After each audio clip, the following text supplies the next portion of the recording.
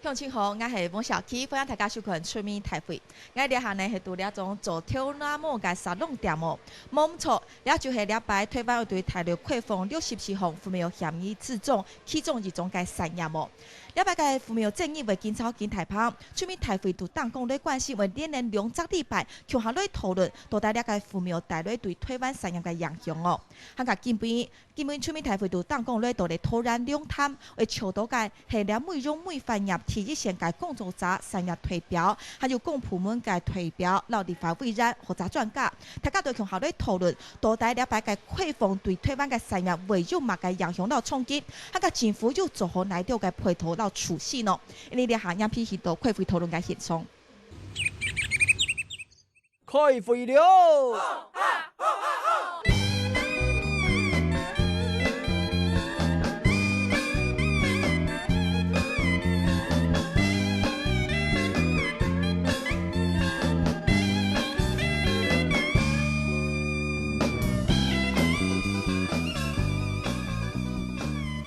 大家听恁讲条来到出面台会底下开讲讨论嘅现场哦，样片呢为大家来紹介基本參加嘅貼片裏邊，第一位嘅紹介係大家都懂小事，立法委員吳怡靜吳委員好。主持人各位觀眾朋友，大家好。歡迎委員提案裏邊呢，呢個紹介看到係經濟部投資審議委員會嘅一項秘書張明斌張秘書好。主持人各位鄉親大家好。歡迎秘書。第三位裏邊呢，紹介呢係行政院台流委員會發展處嘅處長葉寧葉處長好。主持人、各位鄉親、全國觀眾朋友，大家好。歡迎處長。第四位裏邊呢，你係學界嘅代表，紹介係東吳大學法律系嘅教授胡博彥胡老師好。我們主持人、各位鄉親、全國各位觀眾，大家好。歡迎四位裏邊呢，讓你強下來關心討論到底一下，了檢草檢台旁嘅父母建議，到底嘅情況內容係乜嘅，本大家來好好通旁一擺做了解哦。到正式嘅討論之前，你也先透過新聞報退，先來好好了解到底嘅父母對你提一線財地嘅產業，佢哋所處理嘅問題係乜嘅呢？對會父母。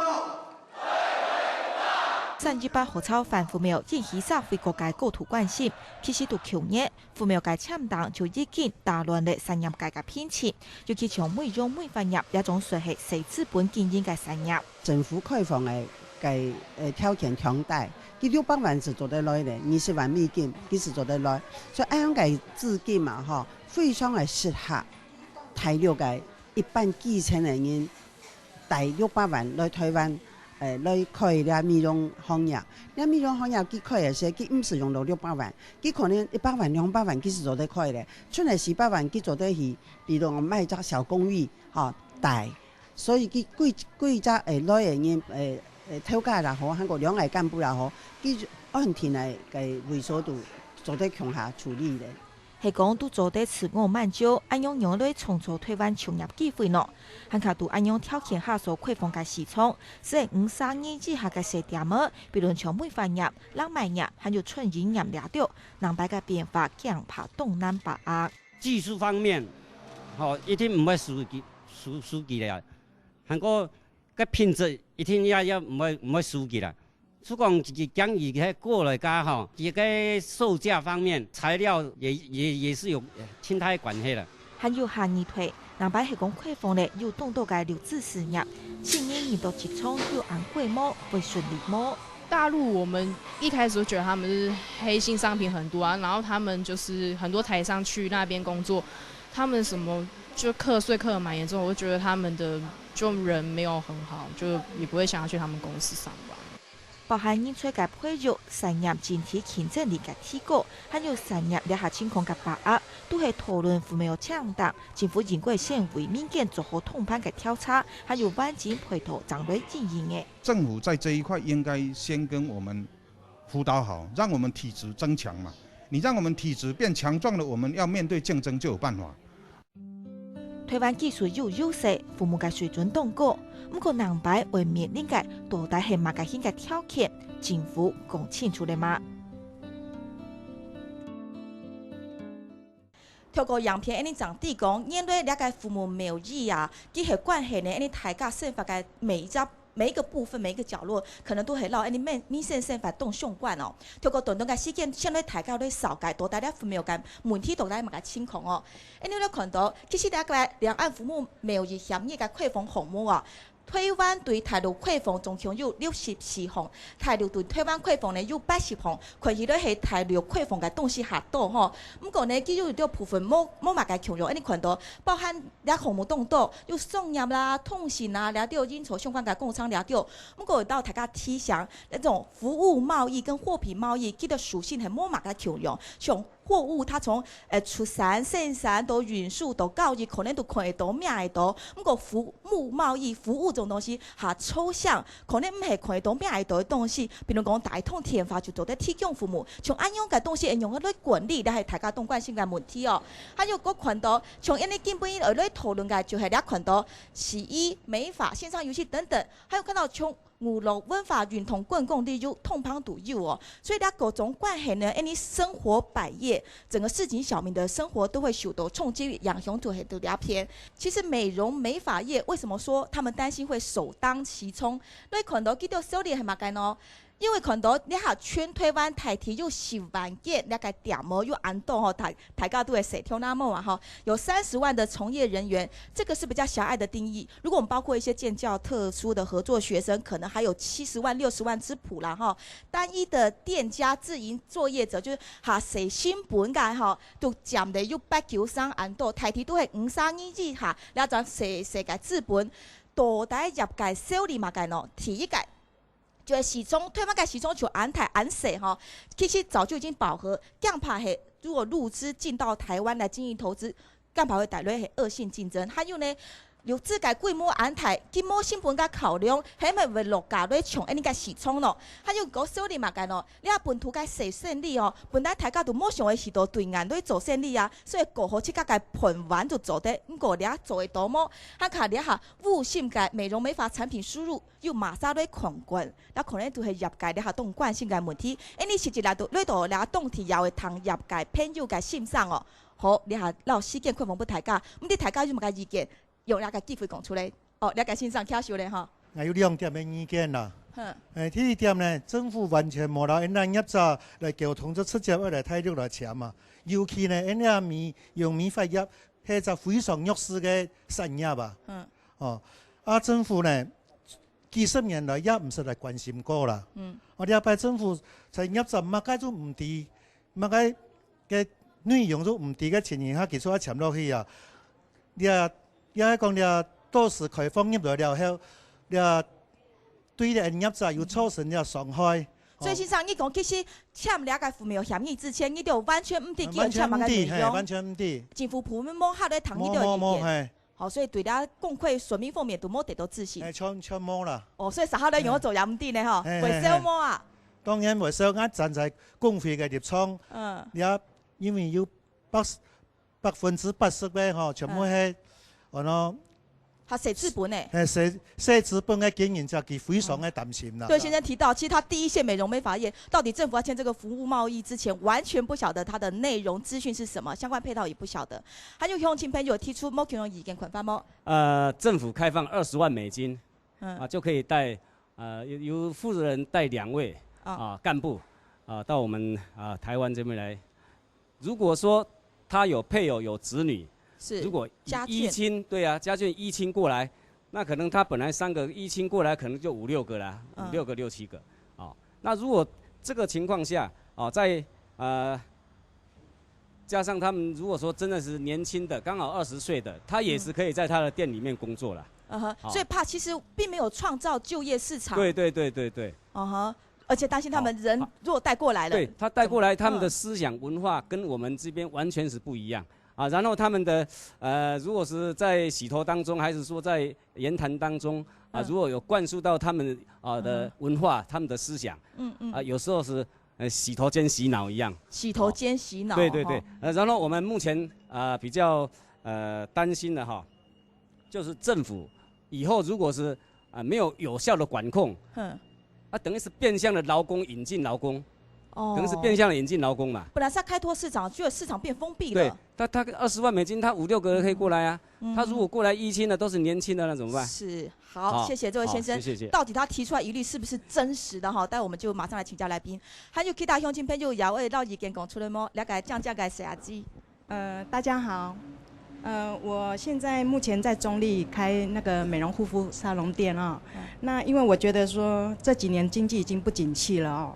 那如果说服务猫再进来我们台湾的话，这样会对我们美容业是一大的伤害，而且一大的冲击，影响很大哦。因为他们会就是为了要同业竞争来降低成本，那吸引顾客上门消费哦。那这会很严重影响到我们的生意空间，还有无法那个经营生存下去哦，使得那个失业的人潮也会增加，那延伸的也会有很多的问题产生，这样，所以我希望说政府能够倾听我们人民的声音，谢谢。你说担心对方的业者来以后他们会削价竞争，现在我们的成本是不是已经饱和了？我们的利润空间其实也不大。因为我们的产品都是用最优秀、最优良的东西来消费，那如果说让我们价钱来降低的话，这样我们没办法经营这样子，所以其实也不愿意降低成本来买劣质的商品来服务顾客。对，品质这个是很重要的，因为脸部的话，这个是最重要的。对啊，脸部、头皮都是在人的头上面的，很重要的。那如果说他们那个销价过来的话，因为他们销价的话，就是他们那个产品一定会用比较普通，所以品质上也是一个忧虑这样子。是，对，品质的忧虑、竞争、恶性竞争、销价竞争。好，感谢大家小姐，好，谢谢你。还有其他乡亲朋友的反应吗？了解欣赏爱看到。你台湾啊，变出安台时，会企业开放会产生恶性的竞争。是的，你台湾几十年来培养的优良的传统土地，韩国社会的治安国家安全，韩国用办你为咗安样个修理呢？你算系通风通种啊？记得做得过咧？你咪做得过？通风通种，也是讲，你个老民间日本来讲，你怎么讲？佢有佢都开放攞些，唔系单纯做生意，系做生意嘅又唔讲嘅。哎呦吼！兼排佢有国安政治的目的，蛇头蛇心咪叫兼不能蛇咯。我哋台湾就太多大企业圈走强强的啦，也只剩下服务业。服务业你有咧开放哦，你一个人老百姓啊，钢铁你都冇听到讲啊，钢冇人卖啊，你全部进口合格啊，所以我们仅存的一个服务业啊，你都要开放，我感觉讲，要政府哦，完全只晓得鼓大企业，为了他们上的5%到25%的关税，也差不多有几千万给老百姓哦，还你咧是深斗小民呐，也全部冇顾到吼，也我将会说是严重的社会问题。现在先生担心的是说，是不是开放自由市场其实都好到大企业而已，真正牺牲的还是第一线的服务业，相对比较弱势的族群。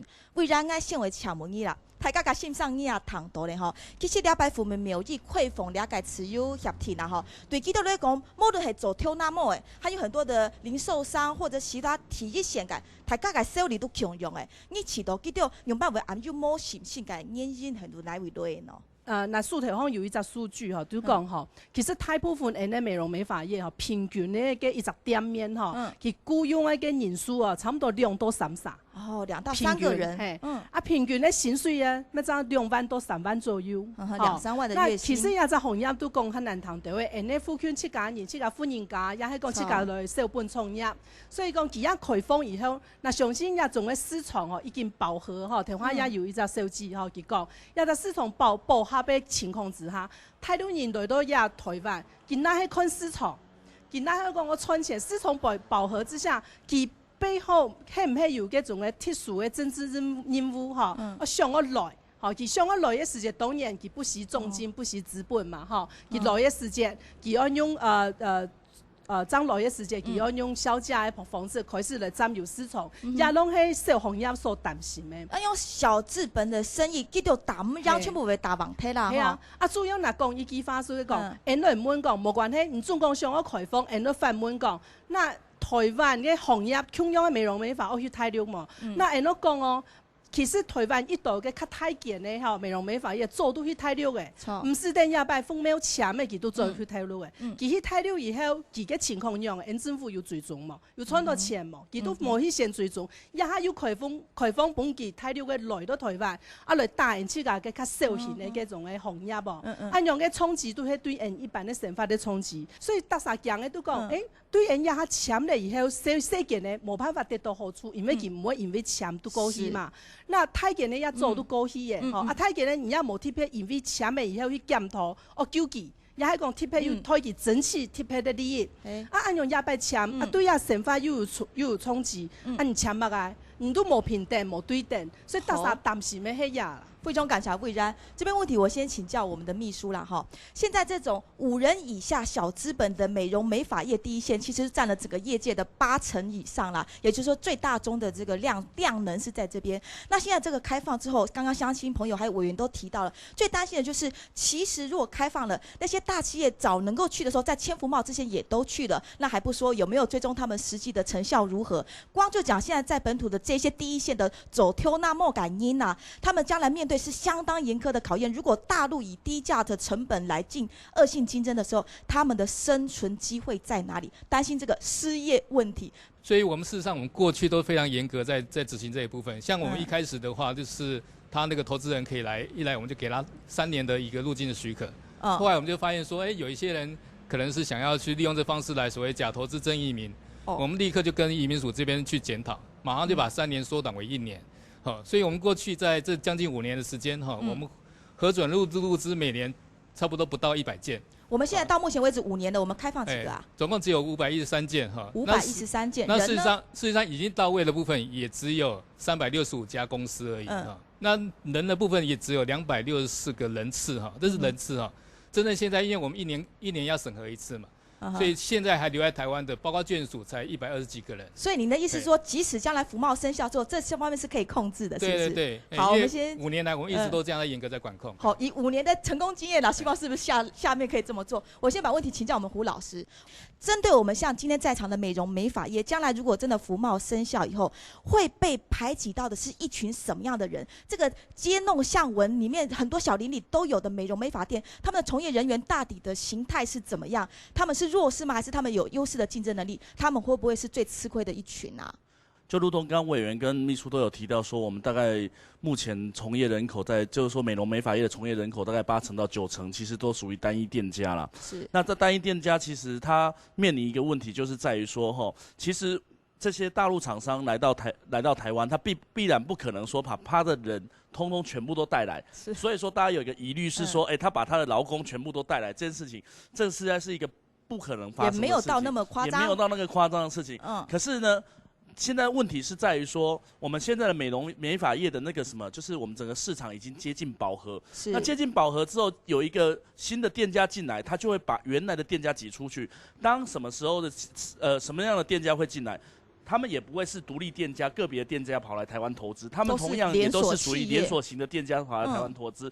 這時候進來投資的時候，就會把原來台灣當中比較沒有競爭力的單一店家，特別是我們像我們桃園地區是有一個很大的非都會區，都是屬於單一店家，就很容易被他排擠出去。這個時候，我想民眾們的擔心就在於說，就在這一點上面。我們看我們這次也有開放零售業，可是我們不用擔心零售業，為什麼？因為我們大部分零售業已經被我們的大型的那個連鎖廠商給整合完了。我覺得鄉親們在擔心的問題是在於說，我們並沒有辦法說去抵抗說這些資本家對於說台灣的投資，那可是我們要怎麼樣保護自己的權利？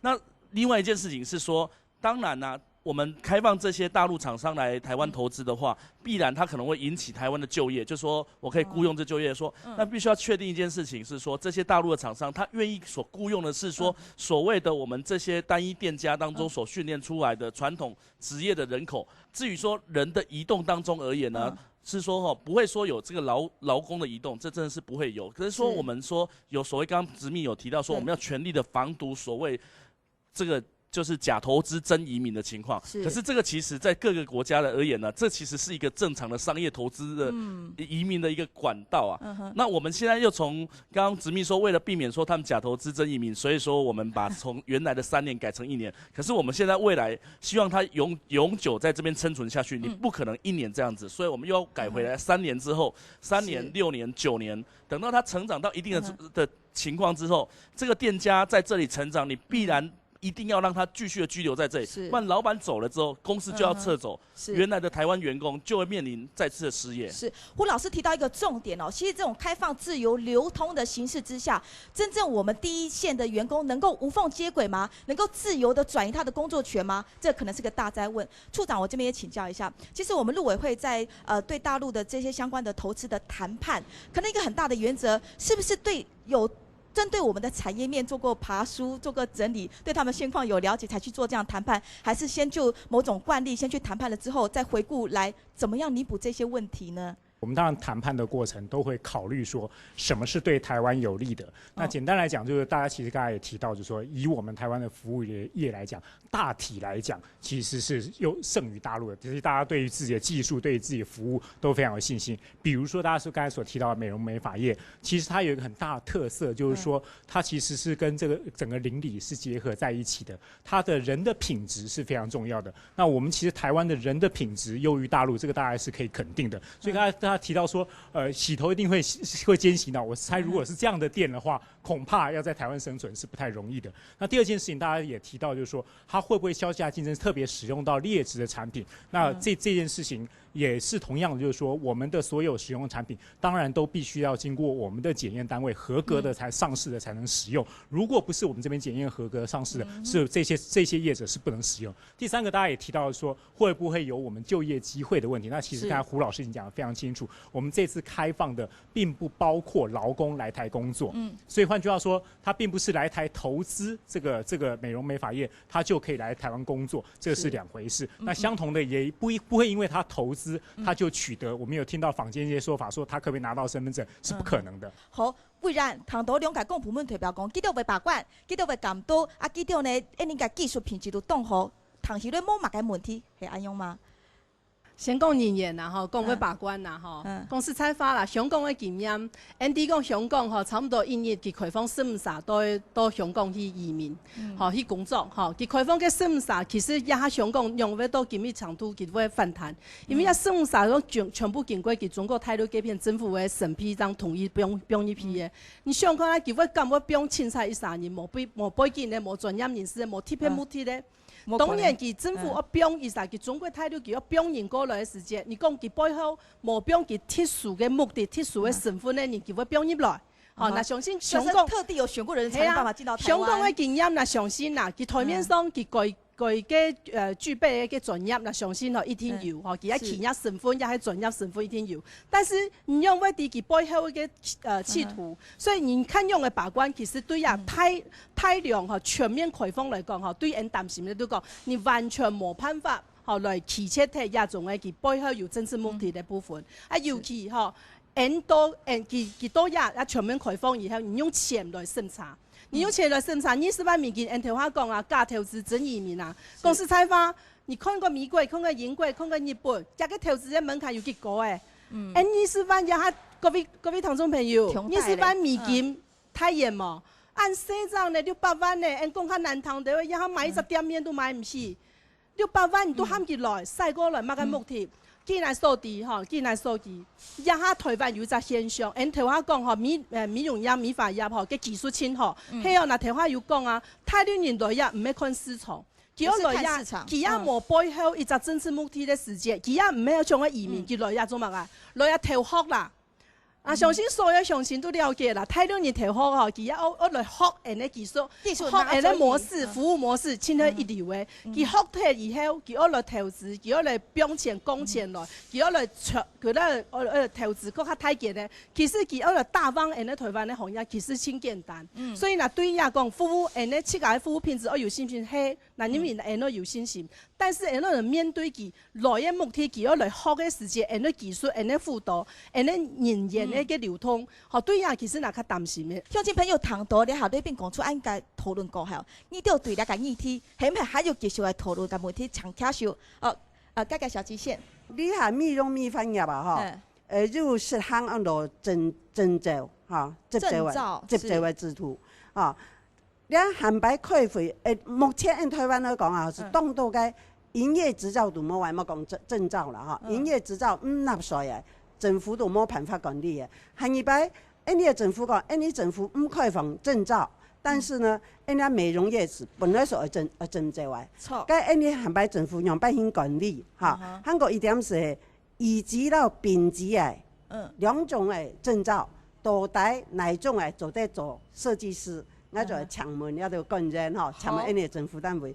韩国后边还有一点呢，目前你美容美发业哈，加下嘛当到譬如讲过哈，根据个工会的统计啦，哈，美容美发加男子的理发，总共的70万日床的人哦，70万日床，90%是5人之下的受薪的店，日本嗰度全部係工會、職業工會嘅人吼，所以對呢一部分係了解，所以全部係呢度細店嘅，呢一次差唔多就50-60萬嘅人，啊，該政府就乜計配套嘅計策略，啊，來幫助呢度人。整合來講輔導，本期輔導升級哈，本期都就競爭力做得生存下去，那等於全部靠了細一間店養家活口。非常感謝來給鄉親反映哈，將來不開放證照，可是事實上美容美髮業都要做證照。那還有真的5人以下的，現在如果他們市場被剝奪，那將來他們生存權，政府要怎麼協助維護？這個鄉親提出來目的，還有其他嘅鄉親朋友們哦，了解欣賞。我今年70萬歲的，咱做個做老酒是我田木店嘅文藝啦。我學漂泊3個人做些，人家輸到個1500-2000人萬身份，嗰本了就已經過來啊。全冇可惜，呢個搞亂嘅了就係業者嘅勝利，擾亂市場機制了哈。喺呢像呢啲啊，個頭先講係水嚟氣啦，你個嗰陣講記了就係約嘅，記了就到結果咧，就是佢哋貴條量嘛。我到嗰啲開鐵模店，我佢哋我約嘅物嘅都知道全部為咗用價嘅嘛。然後底下嘅優南公司嘅強項，今日睇到阿那個過來台灣，你講優南沙佢未控制。川湯未控制，理想未控制，意志強揚，所以講我感覺呢個一個父母我講我肯定反對啦。好，這係我改變嘅意見哈。好，心目欣賞你要提出嘅意見，還有鄉親朋友反映嗎？了解欣賞你好。不是我的想法是，我不怕開放了哈，是怕開放的那個條件不對等了。是啊，那我也希望說我們的政府能照顧我們美容美髮的業者，哦。過去覺得沒有被照顧嗎？沒有，因為我們這個美容美髮比較弱勢，本來就比較弱勢。我也希望政府能提出完整的配套措施，以及它的那個整體規劃。所以在這方面後續的你們並沒有得到任何的資訊？沒有。那原則上是說，我們現在政府要一次簽就簽3年。即使他簽了，那個開放了，我們要分3個階段來執行。第一年來做執行的話，把我們的業界的那個餘力過濾掉。所以你3年分3次的話來做執行，這樣子的話，它就不會衝擊到我們產業的那個，影響到我們業界的那個經營的。所以說，我們政府這個配套措施能做得更完善一點。好。好，這是你的意見。好，謝謝這位先生。還有鄉親朋友們，好，來郭慧鳳了解欣賞。我們這個產業是需要這個很那個師徒制的一個行業，所以這個人才的培訓啊，必須要長時間的來培訓。那長時間的培訓啊，以我們這個業界啊，就是說大概是2個方向，一個就是從學校，一個就是從這個資訊局這邊哈。那學校這邊我覺得很遺憾，就是說學校這邊像做這一種建教合作或者是產學合作的學生非常難招。憑良心講，我們這個業界啊，用基本工資要來請人來學技術哦，都請不到人。我在這邊就建立商業師啦，是不是就那一種名師高徒機會，我們是不是另外再取一個名字，然后跟我们业界讨论一下，请专家学者来跟我们业界讨论一下，是不是设计规划一个完整的一个培训制度，那个制度，让我们业界能够身强体壮的来应付这个。原来不只是自由竞争而已，我们自己本土产业的这个人才培育，然后体质要提升。好，谢谢你提出的问题。刚刚夏金门一再提到，委员也提到一个忧虑，对方一条龙，或是对方是有计划性、有目的性的再来做运作、再来进入的时候，我们业界也许甚至是两手没有武器的情况之下，是要怎么面对这些挑战？其实大家会担心说产业是不是会带有特定的政治目的？那我当然还是要先讲一件事情，就是说他不会因为他来投资，他就取得我们的身份证，就会变成我们的国民，这件事情是不会发生的。然后第二件事情，这件事情法令上面是不可能的，不会发生这种事情。第二件事情就是说，如果大家很担心，就是说会用匪谍来形容，会不会担心说匪谍就在我们身边？大家可以想想看嘛，就我们每年已经有这么多的人到台湾来，他如果真的要从事不法的勾当，当然这个不法勾当是政府有责任要进行把关，要进行这个查处的。那到底是观光比较容易，还是洗头比较容易？我意思是说，是观光当匪谍比较容易，还是洗头当匪谍比较容易？所以换句话说，如果是美容美发业，大家担心的是说会不会因此造成这个不当的竞争？我刚才已经讲过了，就是美容美发业很大的特色，它有人的品质，有跟乡里的邻里关系。另外一件事情就是说，连锁业的竞争现在就已经发生。如果是国家安全问题，这当然是政府应该要负责，把在这边从事不法勾当的大陆人把他找出来。但是它不是一定跟投资会有必然的连结关系。我们目前开放的陆客或者是来观光，其实就是在同样的理念上，我们要有效的管理，也要适当的开放来进行。那国家安全的事情是我们陆委会也好，相关机关一直摆在心上的。是胡老师，你怎么看我们叶处长提出来的回应？叶处长刚刚有提到说观光还是说设美容业来讲说，到底是哪一种人做匪谍比较容易？当然看起来观光比较容易啊，因为观光来了就走。可是实际上来讲如果在这边设有据点啊，基本上是深入长期驻台，对，他需要的可能是一个长期驻台。不过我认为这件事情其实也没有那么容易我们还是有国安机制要去做侦防的动作。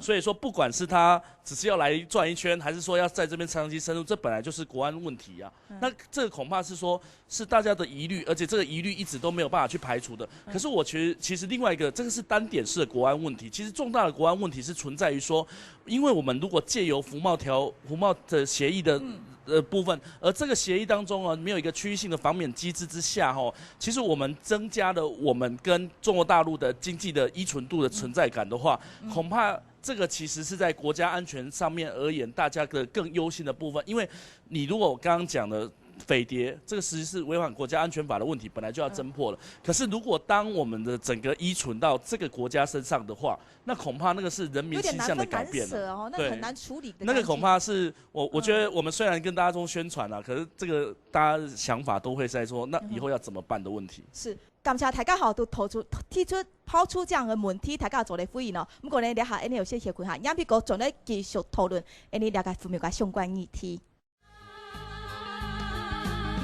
长翠的山林有几番，秋叶有桐花，岩江西来岩爬，狂风炮雨打，有桐花呀有桐花满天下，有土地就有它。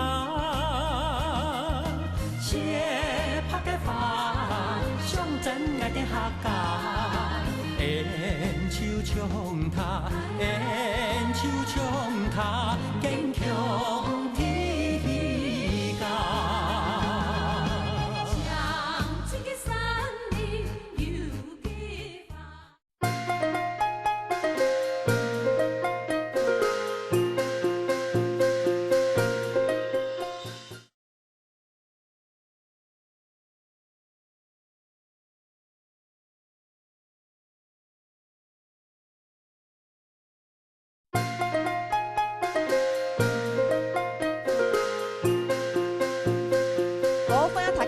到出面台会该讨论现场，可能到来了下，了个社会了个现推个社会情况下哈，这个服务贸易到底其实可能已经不单纯是签或不签的问题，可能是怎么签呐哈。那可能大家都讨论了个问题是来讲，了下真紧的有没有签下去过后呢？我们有没有盘点过整体的利益？到底是谁得利较多，谁受伤较深？我们有没有去盘点出、整理出这些实际上直接受到冲击的弱势产业，让行业世界出群，政府又相对嘅补偿配套完善的措施，来协助他们在因应这波这样全球化、自由贸易化的一个痛苦的难关么？了解台高的动惯性没哈？到底是怎么样个大取小给法？总要把具体的细项说出来，能够说服我们的乡亲朋友。好，了解台高谈到台高嘅讨论到非常高效，你都有马个问题会提出来强卡手啊，盖盖小鸡。其实那个整个服贸来讲，对台湾的经济和就业如果有帮助来讲，我本人系都赞成。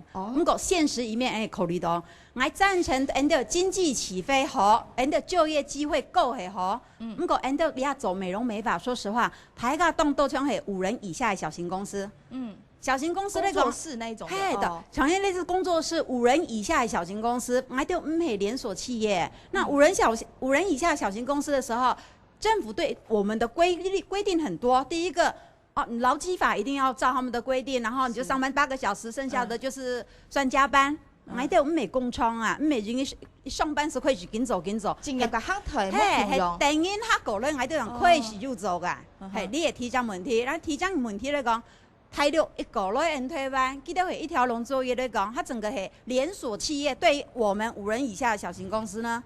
还就用个啥，然后政府有没有什么补救措施，针对我们这些来针对还有问题的人来帮我们处理？不可能说他们来了之后，然后我们5人以下就是倒牌效应，大家全倒吧。你下属讲东南落雪啦，搭摆去拜访而家就要讲东南落雪嘞。本该100口减法的就大多民营贸啊，就过来就外配还有也经济唔好。你下属讲，你喺内需市场根本就冇了市场。真正讲冇了市场，冇了市场而政府来开放贸易，服贸，而家就过来的目的系买嘅东西。所以现在在市场饱和的情况之下，你们也没有得到政府比较直接有利的产业辅导。政府根本就没有在基层里面都说有这方面的资讯，就直接开放。那根本来讲系都喺手头啊嘛嘅。系来讨论啦。也说讲根本冇了市场就唔是过来啦，也当然落实的啦。好，谢谢，感谢大家乡亲提出的问题哈，还有圈有好了解欣赏。用为因你的政府，讲要服贸，其实服贸讲起来，美容业当然唔是看刚来的业务诶，出门来讲，俩都是小型的企业啊，用为俩因你。你美容界有嘛吼？會搞到講服貿會落來有嘛吼？剛才有講過，第一，因你嘅徵召，你要落來一開店，你嘅徵召，因你嘅政府要買人來攞去審核，會高講做得開店。好，呢一點，好，還是唔抵講，因你嘅政府唔抵要買人來做了哈。既然你叫大陸人來開店，那我們自己的人一定要拿到證照才可以始終做生意開店。所以我請問一下。一个第一关你要怎样子把关，是不是？那第一个就是证照问题。第二个呢，你落来的问题哈，共600万啊，20万美金就可以进来，有没有哈？你把我们台湾的美容界看得真的太低级了。第一个，因为你唔提供服贸，你服贸带进来，后面的你政府还把疏散唔下，用来讲呢，本身因你哋哈美容界哈，搞到全台湾省，你来看呢？有那一间讲省立后做诶，汉斯写上加霜，汉斯某州，你的服贸来搞一下。你服贸某讲清楚，逐条审核，我也不知道什么逐条审核，你逐条审核或者一样来审嘛，你可以进来就进来，本太新呀或者对你国家有利益的，那进来好。对我这小行业，说实话，你要讲落来喊啊乱嘛，冇钱穿。我先把问题请胡老师跟我们相信整理一下。其实我们相信刚刚提到一个很大的问题啦哈，就这个投资门槛设20万美金这个哈。瞧不起美容业，还不讲这简单的这个企划而已，背后其实是很深含义。你开放的门槛这么低，人当然就多了嘛，所以他们担心的问题是一连串的。那还有提到的证照问题，事实上他们的体质并没有长期以来都受到忽视，并没有被强壮的情况之下，现在政府就把他们推出去了，相对程度来讲是牺牲他们吗？如果我们就那个投资这个进来20万美金这件事情，相对于其他国家来讲哦，其实是稍微低一点，所以这是有很多呼声说这个部分是一定要去变动的哈。那其实哦，我觉得我们现在利用客家电视台这个机会哈，在经过2位长官还有立法委员在现场，以及我们现在厂商都在现场这边讲，其实这不应该是现在在讨论事情，这应该是在去年3月，也许在签订之前，甚至前年3月，或是我们更讲的是在12年前加入 WTO 之前，要进去 WTO 的程序当中，我们所应该要进行的讨论呢。因为我们的产业的弱化的问题不是今天发生的，是这10几年来一步一步的走上来。所以你今天美容美发业当中，例如刚刚我们在座的各位先进有提到说，我们的人才的短缺的问题，以及我们小型的工作室当中必须要去适用跟大型的连锁厂家当中所适用的法律规范是一样的时候，这个也许在经过长期的考核当中，我们就必须要去做一个防免措施。可是我们在没有的时候，我们就直接进到了不管是在FTA 的系统，或者进到这个服贸的系统当中，就会把我们的厂商直接就推上火线当中，让他们去做对抗。所以厂商当然会觉得，我们的厂家当然会觉得说，这是一个很心酸的事情，因为国家从来没有管过我们的。那当国家觉得发现这问题很严重的时候，对不起，我们已经签了，那怎么办？这才是大家怨恨的地方。来，我请教一下秘书，我们到底能不能再补偿，或者说这件事情我们又怎么样一个真的顾及大家感受的做法呢？是，所以去年那个江院长在了解那个美容美发产业的这些问题的时候，事实上有特别指示说要把这一部分列入后续的这个加强辅导跟救济的这个产业的项目里面去哈。那其次是说，为了让那个整个产业能够在开放入资这部分可以得到比较放心哦，就是说。以后事实上是所有每个申请的个案哈，一定要我们商业司先征询过我们的业界，大家都同意以后，我们才会核准。所以说，基本上事实上会把大家企业界产业的意见一定要纳进来，而且事实上是一起在做审核了。也就是说，大家同意你觉得说都可以放心，我说5人以下你觉得不放心不要，你不同意我们就不会同意。那请教一下叶处长，因为谈判惯例的关系，可能很多的资讯并没有那么公开透明，以至于到现在，当这个整体的社会动员的能量这么大的时候，我们才来体察问题的关键的时候哈。像现在这个王院长他提出要先立法。在协商，那目前我们这两岸协议的这个协商的监督条例，目前它的运作情况进度是如何？可以跟我们说明一下吗？我说明一下哈，就是说我们现在这个我们也都听到说，社会上大家很关心说，两岸协议一定要有一个法制化的监督的过程。那其实除了我们行政院提出了一个这个草案之外，也有其他的立法院，总共有7个版本。那它都已经在立法院院会交付委员会审查。当然中间还有一些程序必须要完成。那以我们的行政部门的看法，当然是希望说这样的法制化，既然是大家都希望的，那我们尽快来把它完成。那同时，那服贸协议也是同样的问题，就是说它其实从去年的6月到现在，已经这个相当长一段时间了。那大家也可以充分的讨论。最后，当然行政部门也都尊重国会的审查结果。国会其实早就做了一个朝野协商结论，就是说要逐条的审查，逐条表决。那这个部分行政部门都完全接受国会的审查程序。那先回应啦。经济部佮讲哈，那要审查看严格点哈。我还是说啦，你承诺的东西哈，你都会落实文字化。好，对呀，红呀嘛，做得用文字用规定。谈判上面就是，谈判上就是把它规定做唔得都做唔得，啊，冇開放都冇開放，好門檻都多來答應，一係講你中國態度冇多了答應來，哈，對那台上有較有條件呢，哈，那這樣的開放，我認為這個只是說我審查的時候會找大家來，也攏。那胡老师，我接着請教你哈。吳委員這邊提到，其實我們台灣最可貴的精神價值就是民主2個字。國會來自於民意的呈現。那國會在將來立院的時候，他們談到行政院的在談判的時候，尤其涉外事務這麼多，在這個牽涉到我們市井小民每一個人的生存權這個權利的時候的這樣的談判，究竟我們這樣民意怎麼樣送進到真正在做决策的那个过程里面，你的看法或者建议是怎么样？我们现在最近发生这么多这个公民运动，一个最重要的问题就是我们在我们的任何一个不管是代议政治当中，或是行政程序当中，让民众参与的那个机制是失灵的。好，怎么样机制是失灵？就是说原来要经过听证的程序或是公听的程序，就我们用走过场的形式，先画好箭靶，再射箭的方式，最后来公听的人，基本上来讲都是当作猴子耍的结果。那回去当然大家的反弹就更大了。那就像我们也在代议政治当中说，我让你去谈，最后结局就是我要包裹表决，或是我让你去审查，然后最后结局就是反正我们就是表决它。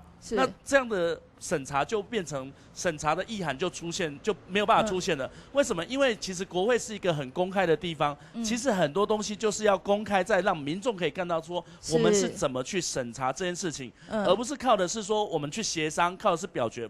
真正的进到实质上的讨论，其实这个民众才会有真正受到利益，否则一直都会有人反弹，一直都会有人继续走上街头这件事情。那处长在这次这么大的一个社会动员当中，这么热烈的讨论当中，体现到了一个问题的关键哦。那现在如果是说在有一些条文，有一些内容该改的还是要改的这个前提之下哦，那我们这样监督条例也立法之后，将来我们这服贸的内容再退回去谈判，接下来会是要面临什么样的关卡？对我们的国家会有什么样的影响？是正面的还是负面的？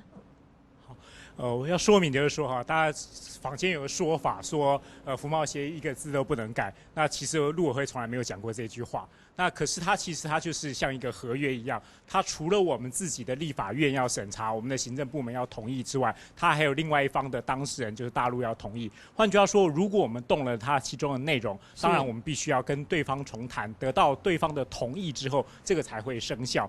那所以当他譬如说我们觉得美容美发业是不合理的，我们希望要重谈，那其实是整个要否决掉，都要抽查。我们认为美容美发业不合理，那他们可能认为还有其他行业也不合理，那我们就要算算看到底划不划得来。譬如说我们现在开放64个项目，那如果我们对其中的5个项目觉得不满意，那当然可以重谈，可是其他59个项目我们就拿不到。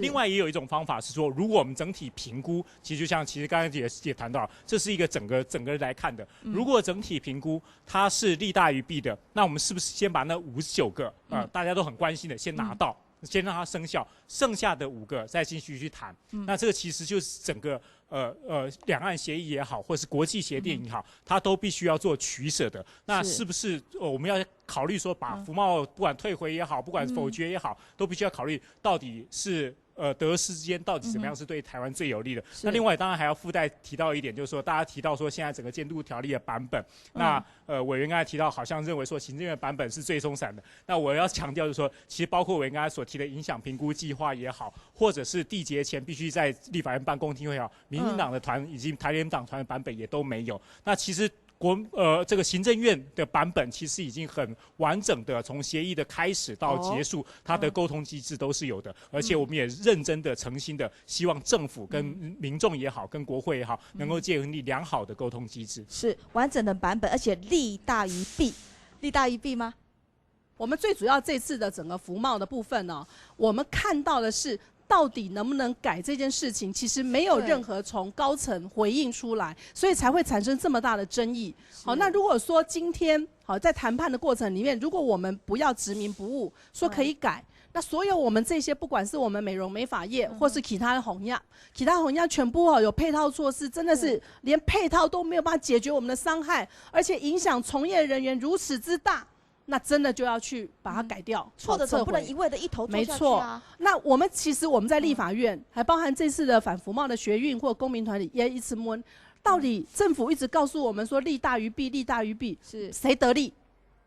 得多几多？弊到底有多大多小啊？受到损害的，包含我们美容美发业跟其他没人讲哦，也还没人去甲讲。你政府我承认讲，受到损害，受到乜个损害，唔是讲出来呀，全部拢讲做得，哪块补贴做得，唔会。那整体而言，我们是利大于弊。那我们要问谁得利？我们一直要问，为什么我们把整个台湾的大部分行业都牺牲掉？服务业是我们主要就业的整个产业哦，服务业是我们国内中小企业主要就业人口大概有6到7成哦。我们把整个服务业的部分整个换掉的时候，谁得利？我们至少有权利知道嘛。而且受伤的怎么救？税人都低啊，但是政府没人敢讲啊，万人得利都不敢讲。我们讲还没金融业又不敢讲，没有，说难听一点，你金融业只换到1省啊，也没有换到全国啊，对不对？那你到底谁得利都不敢讲，我觉得这是我们最难以接受、最黑箱的地方。好，请教一下，利大一弊一直讲到底是谁利啊，谁弊啊？利大一弊多大？基本上我们因为我从事涉外谈判20年，就是说我们一直经济部在努力在做的，实际上是拓展台湾的生存跟发展的空间。这样的一个利，事实上是最后会我2300万同胞还有以后的子孙都会得到好处的。我们一直要做的是这样的事情，所以我们为什么一定要走出去？因为我们附近的韩国、日本，我们东南亚、大陆每个地方，他们都在往所谓国际化、自由化的方向去走，然后到处他们都在签 FTA。如果说这个是坏处的话，为什么这些国家要去做这种事情？是，那我们要争取生存空间啊，胡老师，这就是我们最大利啊。这样子其实是没有回应到说我们的基层民众所问的是说，请问我们的利益是什么？你知道吗？我们的利益啊，反而其实所有刚刚我们秘书所提到的是说，这些国家做签订 FTA， 其实在反自由贸易之下，很多被牺牲的就是基层产业。所以很多反 FTA 的人是反什么？他们不是反国际化，是反对这个国际秩序在这些大国的操控之下，然后呢，在资本主义的控制之下，把一些基层的民众被牺牲掉了。这刚好我们秘书的回应刚好就是大家你的利刚好就是他们的弊啊。哦，你想象力他才会觉得说是我们的弊，所以说这为什么是大家怨恨的地方，就是你想要得到利益他没有得到，反而都把责任丢给了就是都把不好的地方丢给了他们，这是他们的困境。某种程度之下好像被卖了的感觉哈。侯孝敬佩又还没有两种感觉，两个溃风演唱哈。我们先举手先发言，我们这位去年大概6月23号，江院长到中立来的时候，他就大概现场有600多位工商界的人士啊，他就是一直在宣导。那后来我就问他，那你为什么要签之前没先跟我们沟通？你就直接签了？他怎么样回答我一句话，你知道吗？他说：“因为我告诉了你们以后，我就签不成了啦。”有时候谈判是一个秘密，这个是院长亲自回答的。我说，人家韩国他们要签这个的时候，是经过所有的产业大家来沟通，他有受到伤害，政府怎么补贴，有什么政策，怎么来救济，有这个政策怎么来做？为什么我们这个政府都不做呢？还有改向庆，好。刚才我讲一句话，证照怎样子实施？我感觉我们这委员有没有哈？还是提问到这证照没有被回答那么重要的是啊，刚才委员还是有提到有没有哈？那证照的问题呢？第一关我讲第一大关嘛，我们要审核到证照嘛？那我们认同吗？我们国家认同吗？是认同的话你就来开，不认同你服贸这样进来又带了一大堆的这个后病，我刚才讲过没？好，刚才那个向庆你提出的问题，好，谢谢。好，我们先就来请秘书回应乡亲们一再提到的问题。有关于证照的部分，我们在服贸协议事实上是没有开放大陆具有所谓证照的专业人士来台湾哈，所以这些人是不能来的哈，所以没有他来台湾这边执行他的专业证照的问题，因为他不能来。魏然，秘书就讲啦，今末开放就证照啊，他算是正面回应了吗？无开放都要问题啊，你的配套用的做嘛？因国内有的红药是要证照搭配的啊。是。人家个红药就开放改的吼，人家讲开放改都同因国内的人讲改啦，实际承认吧，唔会入来啦。记法又唔敢讲，哈。那所以证照的问题一直是我们担心的，就是说，如果说你证照是要卡他的关，然后开放改。那没有问题，共情处了，配套里面包含这个。可是证照我们最担心的是，它到时候事实上是透过某一些方式去互相承认。好，那这个是我们一直在立法院清担心的一个证照的部分，因为证照的样向都很慢人，唔但将人家他已经在石头路在做的样向都好少人的啦，好少人哈你拜去读书，去读个证照，哈你拜去台湾考的有加持无加持，结果那编到30年啦，那没到一种一级的证照，结果。唔得钱的，原来还有其他省业的方式都做在不一样，跟在职的进修时数都做在省业，所以我们其实关注的是你的证照的解决，因为会搭配投资行业的搭配，必须要搭配乙级证照，因为在20万美元有个门槛嘛，技术人员1嘛，错吗？技术人员1跟技术人员按样高，按样给是乙级、丙级还是中国的乙级、丙级？如果都不讲清楚，很担心嘛。好，那我要请教秘书哦。那现在乡亲们一再提到这个回应啊，事实上配套哈，这相关的内容一定要具体的实施，有一个具体的说明，他们才能够安心啊，这是最基本的工作。做你的回应跟今天的结论。就是说，基本上我们会把今天在座各位业者的意见，然后我们会带回去，我们会认真的去检讨，然后事实上去真正反映到我们的相关的规定里面去做明文的规定，让大家可以放心哈。那我们在未来审核的部分也绝对会跟产业界这边来合作，然后事实上绝对是只对那种是他来创造我们的就业机会，他来聘雇我们的员工，然后让我们有更多的一个经济的发展，这种的好的投资案我们当然是欢迎。那对于那些事实上是恶性的竞争，然后影响到我们的产业的发展的那种的，我们会配合我们的产业界会一起在做严格的把关跟审核。是，叶处长，现在我把时间交给你。我相信大家都不反对自由化，都不反对国际化。那关键是说，我们在整个签的过程中，有没有把自由化、国际化所带来的影响跟大家讲清楚，以及它相关的配套措施。这也是整个为什么我们在这一次要回应整个社会需求，那定一个这个两岸协议签订的这个处理跟监督条例，目的也是希望透过制度化运作，让这个工作能够做得更好。法治化的运作能够让工作做得更好。胡老师。我是希望说，我们政府在这次可以汲取教训哦，因为我们不是只有服贸而已，我们后面还有货贸，还有跟其他国家要签订 FTA 的问题，我们要加入 TPP 嘛。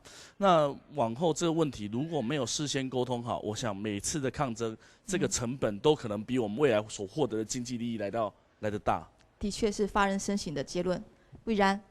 我们在任何谈判，不只是对中国大陆，对任何的国家的谈判都要对等互惠。可是我们在这次看到了，我们没有对等，也没有互惠，然后甚至我们开放的这个标准又比其他的国家还要宽松。我就举一个例，你开放他投资的20万美元的部分，你完全没有任何限制。有些国家服务业他会要求一个门槛提高，第二个。绝对要保证聘用国内一定至少多少劳工数，我们也没有看到它在开放啊。然后第三个部分，甚至限制它投资的形式。我们这次看到它就是让步了，说你也可以独资，你也可以合伙，你也可以合资。那当然他选择独资啦。那我们如果学当年中国，它吸引我们台商进去，强迫你要合伙，强迫你要合资，就是要过我们所有的行业。我看他敢不敢来。我中国的经验看到我们台商20年的失败，就是卡在我们被他卡合伙合资。我们今天同样你要进来是服务业，我相信我们的服务业全部都是有高度的技术，我们的技术也是优等，我们的服务行业的品质也是优等。我们这么优等，我们怕的是什么？怕的是他在销价竞争之后举了大笔资金进来之后把我们打垮。我们怕的是他偷学我们这些服务模式之后呢，甚至只要重金礼聘你1、2位，他就带着资金到中国，或甚至在你家对门开一间的时候，我们承受不起这样的竞争。我们质疑的是那个过程里面，我们面对这样的质疑，我们政府的配套跟他补救的措施，你要讲出来。如果没有讲出来，没讲出来，公司开发那到啥咁衰的。好，非常感谢。其实呢，全球经济持有嘅呢个贸易嘅自由化吼，係